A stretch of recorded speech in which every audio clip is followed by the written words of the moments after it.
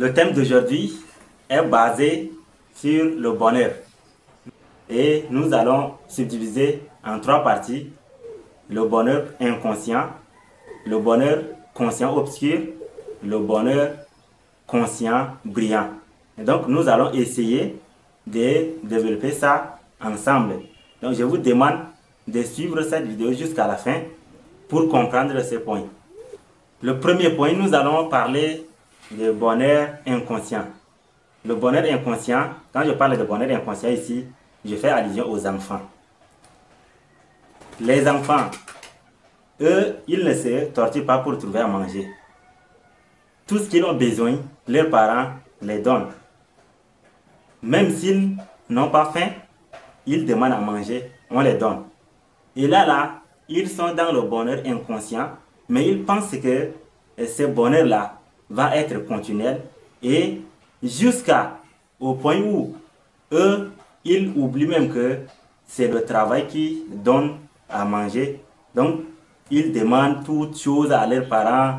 Maman, je veux le gâteau. Maman, je veux le bonbon. Et leurs parents leur fournissent tout ce qu'ils ont besoin.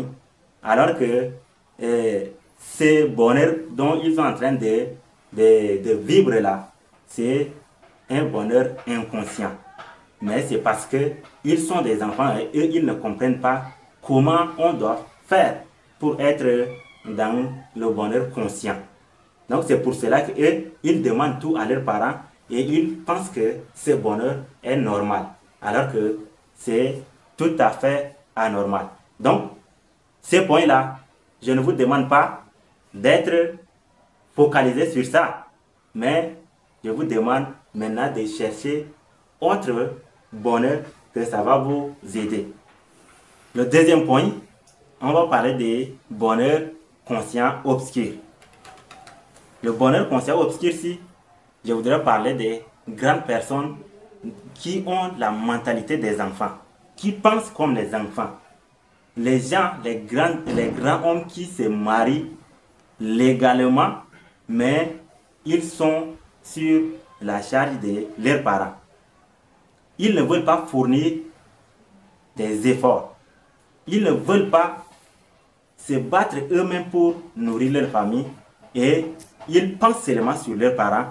Et ils pensent que leurs parents vont rester derrière eux jusqu'à la fin de leur vie. Alors que demain ou le lendemain, il faut savoir que ton papa ou soit ton oncle ou ta maman va te laisser et quand tu vas te trouver à seul, tu ne peux rien faire. Quand tu penses toujours sur quelqu'un d'autre pour qu'il s'occupe de toi. C'est pour cela que on va trouver une personne qui a, par exemple, l'âge de 30 ans, de 40 ans. Mais comme il reste seulement à ce que ses parents le prennent en charge, il ne veut pas se battre pour travailler. Donc quand la maman ou soit le papa, Dieu les a appelés, maintenant lui, il ne sait rien faire et il se lance dans des choses qu'il ne fallait pas faire. Et ça devient maintenant ennuyeux pour eux.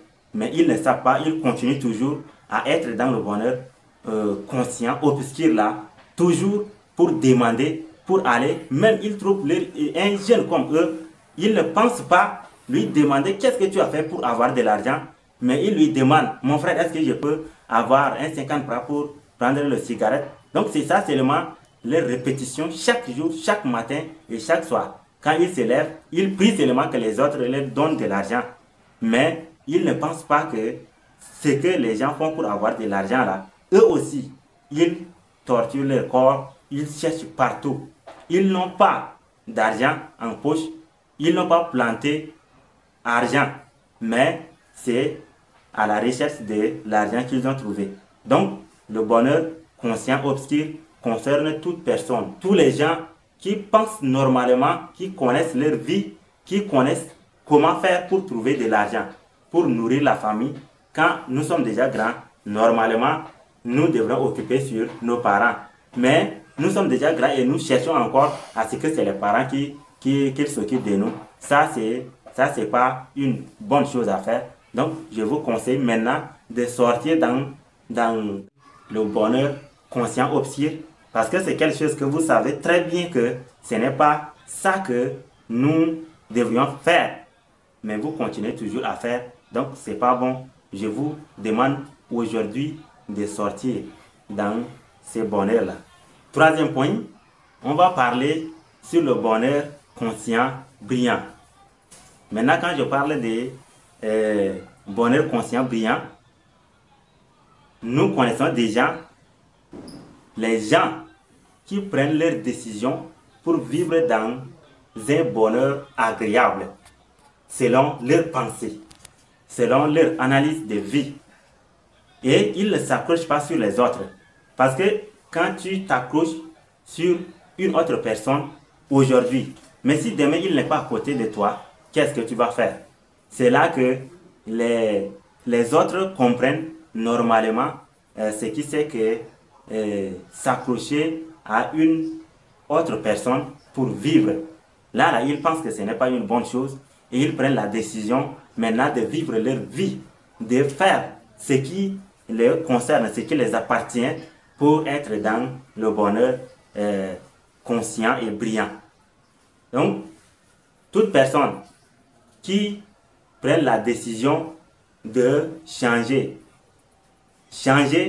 la vie des autres, changer maintenant la vie de tous ceux qui sont autour d'eux. Ce sont ces personnes-là qui ont maintenant la pensée d'aider les autres, la pensée d'être libre et indépendant. C'est pour cela qu'on parle de bonheur conscient et de bonheur conscient brillant. Donc, il faut que les deux points qu'on a cités auparavant ne retombent pas sur nous, mais nous sommes dans ces points-là, il faut que nous cherchions à imiter les gens qui ont pris une bonne décision de vivre leur vie normalement, sans toutefois penser sur les autres. Et là, je pense que ça va nous avantager et ça va avantager aussi la société. Donc, c'est un point très, très important pour vous, à ce que vous appliquez maintenant pour être dans le bonheur conscient, brillant, et votre vie sera brillante. Alors, j'espère que cette vidéo vous a plu. Abonnez-vous, commentez et partagez. Merci.